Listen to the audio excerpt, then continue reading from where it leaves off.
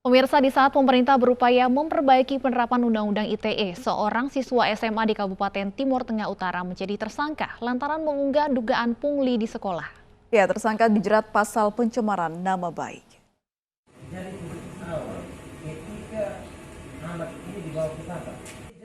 Penerapan Undang-Undang ITE kembali memakan korban. Ironis, kali ini undang-undang kontroversial tersebut menimpa seorang siswa di Kabupaten Timur Tengah Utara, Nusa Tenggara Timur. SN menjadi tersangka setelah mengunggah dugaan pungutan liar di sekolah adiknya. Tak terima dengan unggahan tersebut, oknum guru melaporkan SN atas pencemaran nama baik.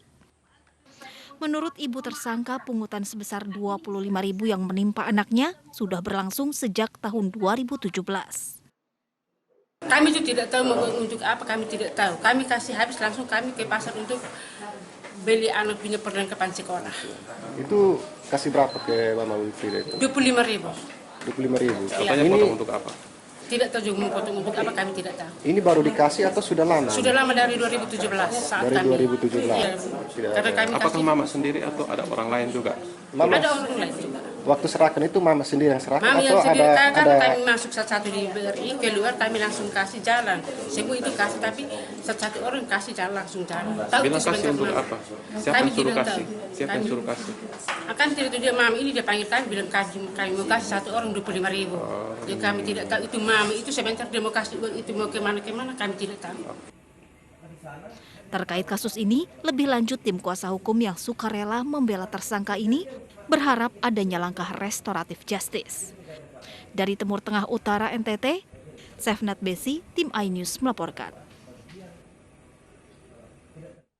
Dan pemirsa, untuk mengulas kasus yang menimpa seorang pelajar hanya karena unggahan di media sosial, sudah bergabung Kepala Biro Operasional Reskrim Polres Timur Tengah Utara, Ibtu Gustaf, dan kuasa hukum tersangka Robert Salu. Kita juga tersambung melalui sambungan telepon mengenai pelapor kasus ini yang merupakan seorang guru. Selamat sore, Bapak-bapak.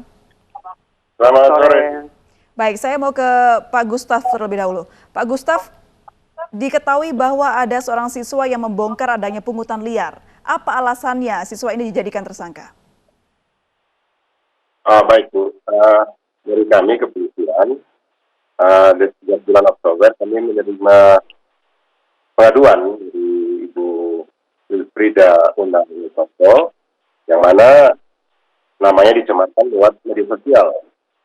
Setelah itu kita lakukan penyelidikan dan namanya dari si terlapor bernama Sebastianus Maidili alias Boban, siswa SMA, umurnya sudah 9 tahun, artinya sudah dikatakan dewasa. Apa tersangka ini? Bagaimana Bu? Disangkakan pasal apa tersangka ini? Misalkan pasal 45 ayat 3, Junto pasal 27 ayat 3 Undang-Undang ITE, Junto 310 KUHP. Baik, Pak Gustaf, apa saja bukti-bukti yang dimiliki polisi sehingga kemudian menetapkan pasal pencemaran nama baik kepada tersangka? Baik Ibu, dapat kami jelaskan untuk bukti yang dibawa oleh pelapor atau pengadu ada berupa SIM sudah kami amankan, terus ada juga buku ada buku yang disinyalir itu merupakan konsep sebelum dimuat dalam media sosial. Baik, apakah sudah diselidiki Pak yang diberitakan oleh siswa ini tidak benar begitu? Ini untuk masalah informasi yang disampaikan oleh siswa atau si Boban, kami sementara dalami dalam laporan polisi yang sudah dimuat tentang kebenaran pungutan liar tersebut, namun karena ibu dari Ibu Wilfrida sebagai pelapor awal, ya kami terpaksa tindak lanjuti dengan Undang-Undang ITE, pencemaran nama baik. Kami akan tanyakan kepada kuasa hukum tersangka, Pak Robert Salu. Pak Robert, apa sebenarnya isi unggahan dari SN sehingga kemudian bisa ditetapkan sebagai tersangka pencemaran nama baik? Ya, jadi baik, terima kasih. Pertama bahwa dalam postingan saudara tersangka Boban, di sana dia hanya menjelaskan soal apakah pungutan liar itu boleh dilakukan atau tidak. Bentuknya bertanya begitu ya? Bentuknya bertanya. Sehingga kemudian dia ditetapkan sebagai tersangka. Ada Tapi menyebutkan sudah diselidiki apakah betul itu pungutan liar atau belum? Ya, itu yang kemudian menjadi persoalan. Karena menurut kita, semestinya pihak kepolisian, dalam hal ini penyidik Polres Timur Tengah Utara, lebih dahulu menyelidiki apakah benar terjadi pungutan liar atau tidak. Kalau kemudian benar adanya pungutan liar, maka si Bojan ini tidak bisa ditetapkan sebagai tersangka dengan melanggar pasal pencemaran nama baik sebagaimana dalam Undang-Undang IT. ada identitas yang diungkapkan dalam unggahan ini, Pak Robert. Benar bahwa ada identitas yang diungkapkan, yang mana identitas dalam postingan itu menyebutkan bahwa ibu itu atas nama Wilfrida Naisoko itu melakukan pungutan. Baik, Dan kita juga punya, Ya, dan kita silakan. juga punya saksi, punya bukti-bukti lain yang mendukung bahwa benar telah terjadi adanya pungutan liar itu. Baik, Pak Gustaf, ini ditindaklanjuti karena ibu tersebut melaporkan tersangka. Apakah ada rencana tersangka ini melaporkan balik? Untuk melapor balik sudah kita lapor ke Polres Timur Tengah Utara soal pungutan liar ini. Baik, kita akan tanyakan langsung kepada Pak Gustaf, apakah sudah ada tindak lanjut dari laporan terkait pungutan liar ini, Pak Gustaf? Oke Bu, untuk masalah laporan terkait pungutan liar sudah kami terima 2 hari lalu dan sudah ditindaklanjuti Bu. Seperti apa tindak lanjutnya, Pak? Tindak lanjutnya dari Kasat tentunya mengarahkan ke unit tipikor, jadi sedang didalami gitu. Sudah ada saksi-saksi atau dalam hal ini yang diduga melakukan pungutan liar sudah dipanggil mungkin? Baik Bu, sementara surat panggilannya sudah disampaikan ke saksi-saksi yang sekiranya mengetahui kegiatan itu. Demikian Bu.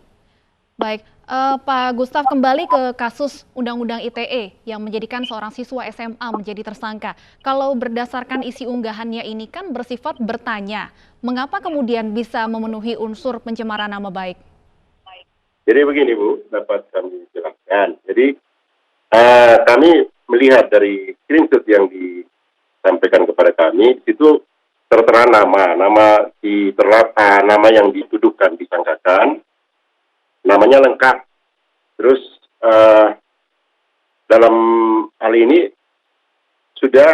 menurut laporan bahwa dia merasa dirugikan dari ibu ini. Jadi dengan Undang-Undang ITE kami terapkan pasal yang saya sebutkan tadi. Dan screenshot ini juga kami sudah tetapkan sebagai barang bukti juga. Ini tentunya menjadi sorotan karena baru saja beberapa hari yang lalu Kapolri mengeluarkan surat edaran terkait Undang-Undang ITE untuk mengedepankan restoratif justice agar jangan sampai hal-hal seperti ini saling lapor kembali terjadi. Bagaimana kemudian nantinya Polres TTU ini akan menindaklanjuti kasus ini? Betul Bu, jadi kami selaku anggota Polri diperintah langsung oleh Bapak Kapolri melalui surat telegram. Intinya untuk kasus-kasus yang sifatnya pencemaran nama baik dalam Undang-Undang ITE, kami mengedepankan restoratif justice.